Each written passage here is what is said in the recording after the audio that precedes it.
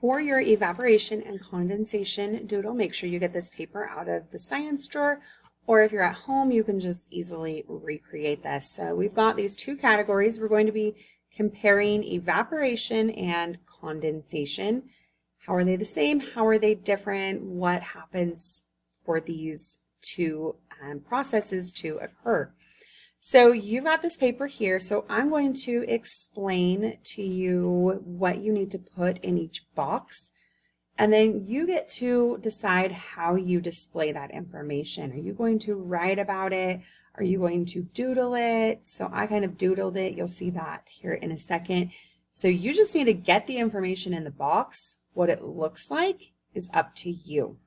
So in the state boxes, what you need to do is you want to tell me what state of matter does it start as. So is it solid, liquid, gas? So how does it start? And then you're going to tell me, right, then how does it end? So same thing here. When condensation happens, what state of matter did it start as? And then what happened and how did it end? So, right, evaporation. So I'm thinking of an ocean. That is a liquid, and then it heats up and turns into a gas.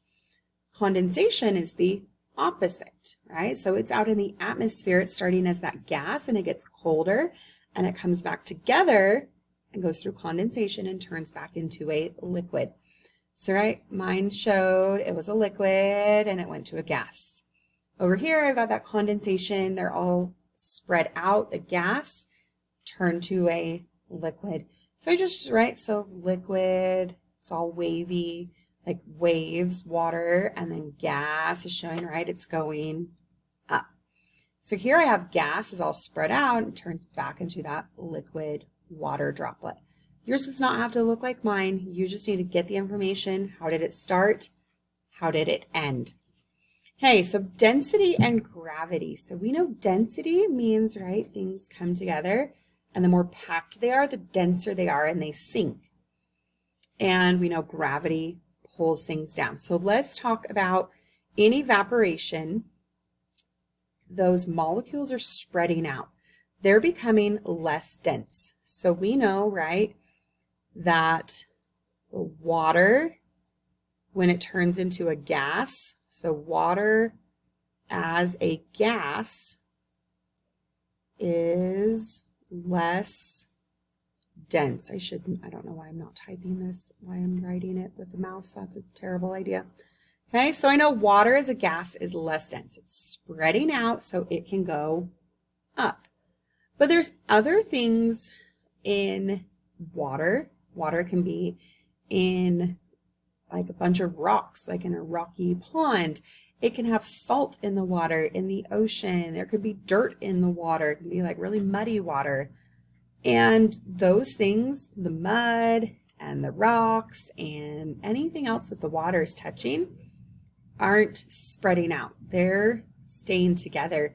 They are too dense. So things, right, like salt or rocks, I don't know why I'm writing this, guys, okay, are too dense, and so they can't evaporate. They stay down on the ground. The gravity is too much, and it pulls them down. The water, when it turns into a gas through evaporation, can overpower that gravity because it's spreading out, so that's why it can evaporate. So condensation, right, we know it just came back together.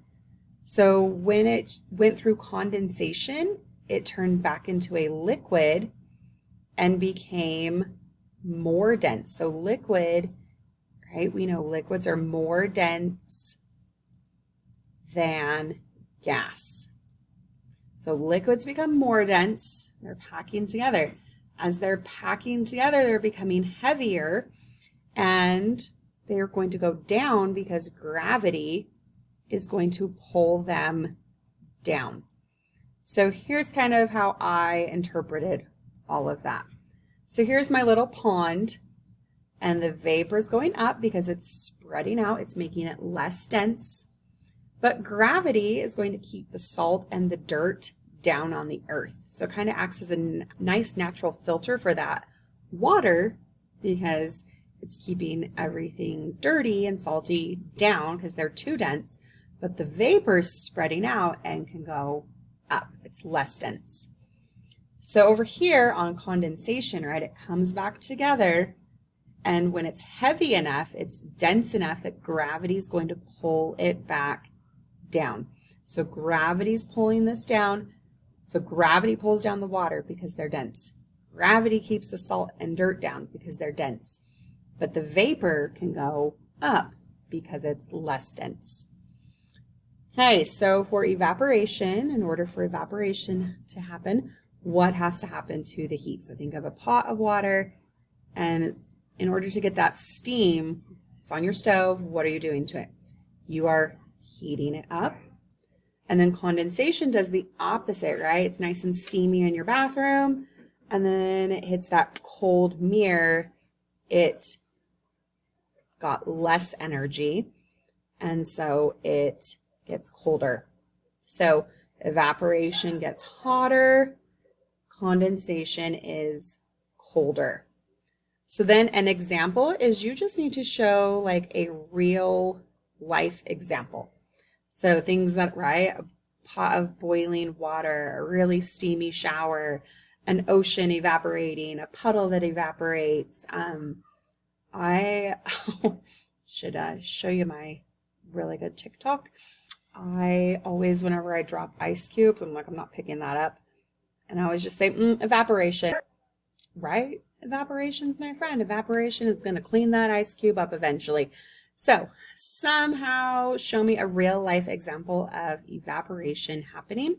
And then same for condensation. So you can show, right, that steamy shower vapor hitting that cold mirror. I can think of when I boil water, right? It was vapor, and then it hits the cold microwave, and then water droplets will slide down the microwave. I have a cold drink, all the water droplets on the side of it because the vapor hit that cold drink and came back together. So some sort of example of condensation happening. Ooh, water droplets on your grass, like, right? Vapor in the air hits that cold grass, and you get that dew on there. So I, right, showed the ocean evaporating and my cold Coke can. Here's the vapor turning back into a liquid. So yours does not have to look like mine, but you do need to show how does it start, how does it end, how does gravity and density play a role. This is the part I'm really going to be looking at. This is kind of new information. The rest of this we talked about, so make these boxes really good for me, please. Okay, what happens to the heat for these processes to happen, and a real life example.